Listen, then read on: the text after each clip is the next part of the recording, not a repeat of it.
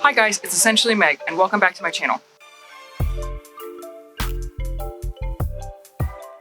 This week, I'm going to tackle a bit of a taboo subject. We're going to talk money. Now, establishing a budget may be one of the first major financial discussions that you have with your fiancé.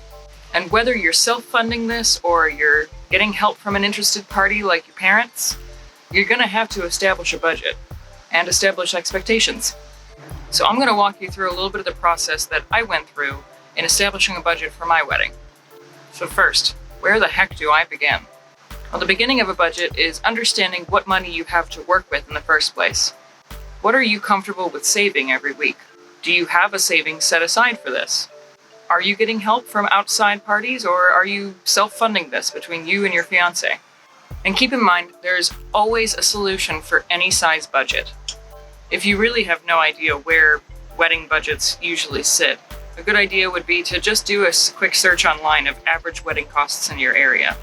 But that's just what it is, the average wedding cost. There are people who go way above and beyond that because they have the means, and there are people who get married at a courthouse and have a picnic in their backyard. It's totally doable at whatever budget you need.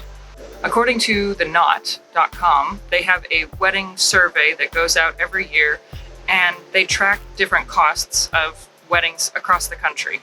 In 2019, Utah came in at the lowest average cost wedding, which ended up being about $19,700. And New Jersey came in at a whopping $53,000. Now, Missouri, where I am, you would normally see weddings about $26,000, $27,000 as an average. But I think almost anyone who has done it will tell you, if you can help it, don't take out loans to pay for your wedding. Looking at it in the grand scheme of things, it is just a party. Once you've established the total amount that you have to play with, you got to think about the big ticket items first, namely the food, or the reception venue if that's bundled in with it. Don't be surprised if the amount you're spending on food ends up equaling half or even a little bit more than your budget, especially if you're including alcohol in that. But a good idea would be to make a list of what yours and your fiancé's top priorities are for your wedding. Is it a specific photographer? Is it a specific location that you need? Do you need to have it in a certain season? And as I've said before, the food can be a pretty big priority for some people. Back in the day, you used to have a physical notebook or an Excel document that had all of your budget items in there. But nowadays, there are wedding website all-in-one kind of places that will help you with budgeting, guest management, all of that. In addition to searching for and contacting vendors, and timelines and to-do lists. I use theknot.com, and they have a really nice task list automatically set up whenever you say that you have a certain date for your wedding and it's a certain date now. They spread out these tasks evenly so that you know exactly what you need to try and get ahead of time versus leaving a little bit closer to the wedding date. Now, something that may actually influence the cost of your wedding without really realizing it is the season or even the day of the week that you decide to get married. So if you are looking to save a little bit of money, think about having it in an off season. Right now, the traditional wedding months are May and June, but nowadays people are going for October, September, and trying to book something on a Saturday might be more difficult than going for a Sunday or a Friday wedding. And as I've mentioned multiple times on this channel before, destination weddings can end up costing you less, especially if you don't have a back home reception or you go really budget with the one back home.